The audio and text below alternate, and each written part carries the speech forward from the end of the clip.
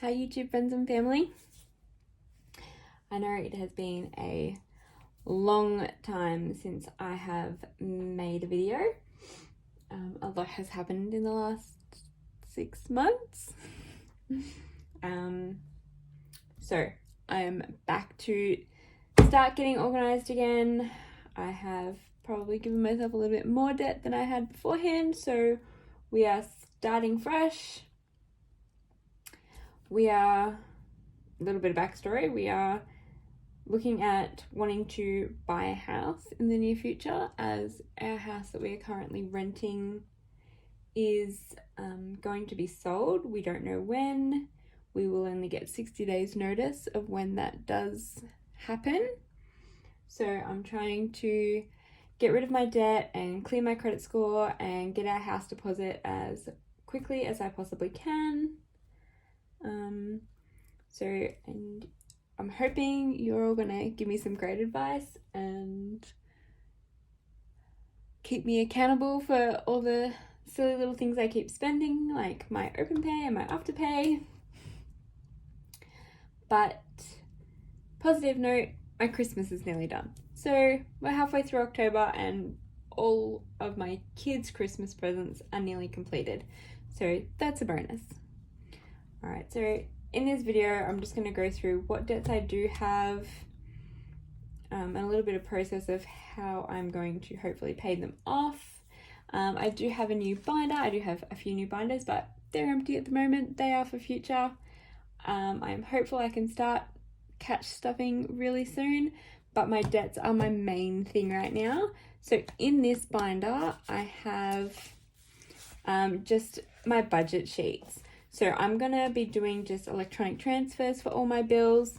So like this one is my stepson's computer that we have to purchase for him for next year for school. So that's going to be done by the end of November. And all the other ones that are in here. So I'm going to keep track of when I make money payments on them and everything like that. So you'll be able to see that as I go through, and hopefully can get out some more frequent videos for you guys. So I do have my debts here, my car obviously being my biggest one. So these debts here all are on a payment plan at the moment, so that's obviously a good start.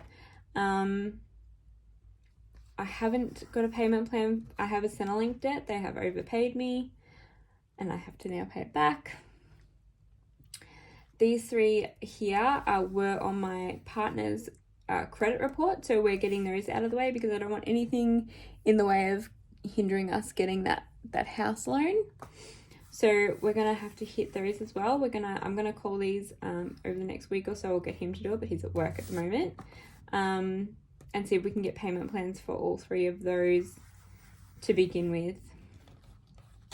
I'd love advice on which ones you think I should get out of the way first.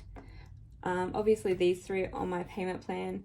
My interest rate on this car is a massive 24.95%. So I'm thinking I should probably get that one out of the way. Like, it's only sitting at 6. It's heaps of interest.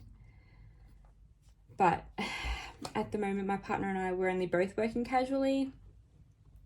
I have put in to be full-time, but we'll just see how that application goes at my work. But I'm very hopeful. My stepson's computer needs to be paid by the end of November. So this year does have an end date of the 30th of November. Whereas these don't really have an end date yet. Obviously ZipPay, Afterpay and OpenPay all have to be paid within their fortnightly weekly repayments. If you don't have those, I recommend not getting them. As soon as I've paid them all off, I'm going to close each one down because I do work in a bank.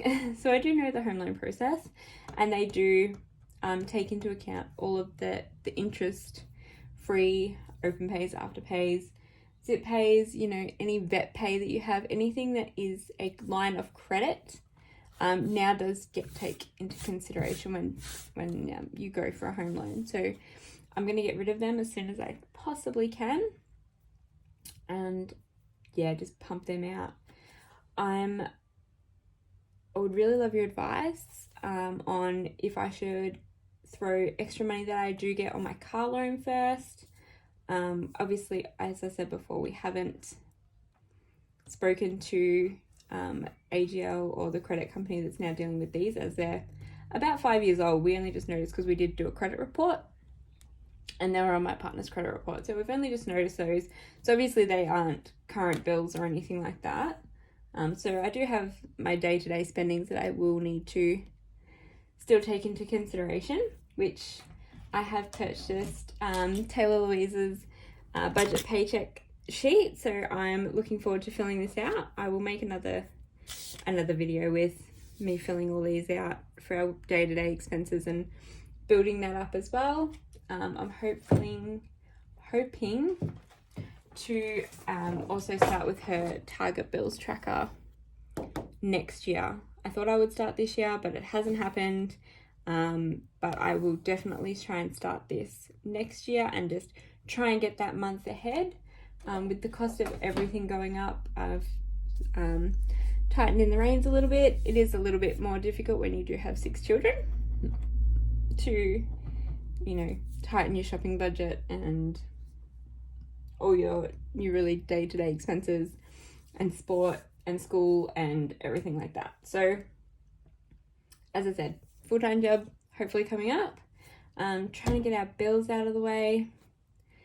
I've got 3 little kids in daycare, so we've got the 3 older boys, they're in primary school, and I've got the 3 younger kids now. I've got a 3-year-old, 2-year-old, it was my 2-year-old's birthday yesterday, he's adorable, and now I've got a 6-month-old as well. So they're all in daycare as well full-time, as I am a casual, but I can be called in any day of the week, so I have put them in there, that full-time positions.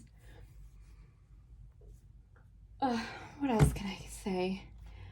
I need advice, and you guys are the greatest at this, and I know cash stuffing is amazing, but I think at the moment if I just put money straight onto each loan, I don't know whether I'm going to say start with the smallest loans and just try and pay them out first. So if I just pay $600 straight away on that computer and it'd be gone, or should I do the snowball method and pay each one, and then once I don't have to pay that, I then put it onto something else. I'm not sure. When we do get extra money in, every now and then I do sell something on Marketplace or anything like that, they do get put away, and it goes towards either a current bill that we do have for our monthly spendings, or part of a bill that we do have here. So I'm trying to, as I said, tighten the reins on everything. It is hard with the cost of living going up, but I can only do what we can do. But this is the start to our road to hopefully buying a house at the same time. Should I be putting money away for that deposit at the same time? Or do you think I should pay off my debts first and then just start building that deposit quicker? I don't know whether we've got, 3 months here, 6 months here, or 2 years still. They are looking at, the owner is looking at selling our property, and then it will, if they've got a cancel application in to build something else on the land that's here. So the house will be demolished and turned into something else. So obviously that is a process.